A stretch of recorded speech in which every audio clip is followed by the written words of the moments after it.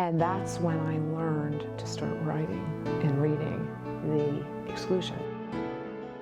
My experience happened with a New Jersey electrician, and he had an opportunity for a job. It was a very expensive job to work on the railroad in New York. And the insurance company, first of all, that he had the coverage with didn't write New York, but they were willing to give him an opportunity to find the coverage elsewhere.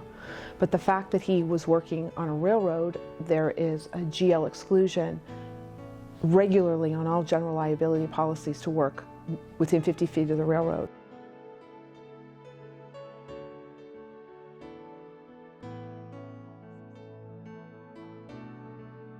Especially when it's coming from the excess market, read the exclusions first, because sometimes it involves exactly what the people are doing.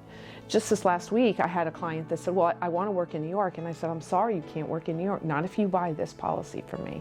And he goes, well, maybe they'll change their mind. And I said, there's an exclusion on this policy. If you buy it, you cannot work in New York. And this doesn't say New York City, this says New York State.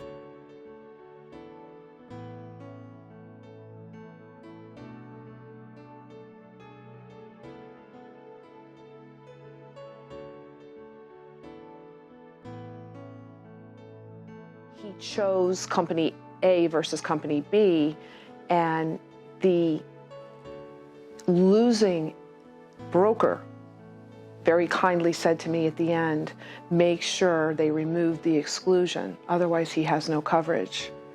And we went back and looked at the quote, and they had forgotten to remove the exclusion. So you were excluding an exclusion. So had that man not said that, and we weren't looking at the exclusions, we would have had $50,000 and no coverage. And that's when I learned to start writing and reading the exclusions. And all policies today, especially when it's coming from the excess market, read the exclusions first.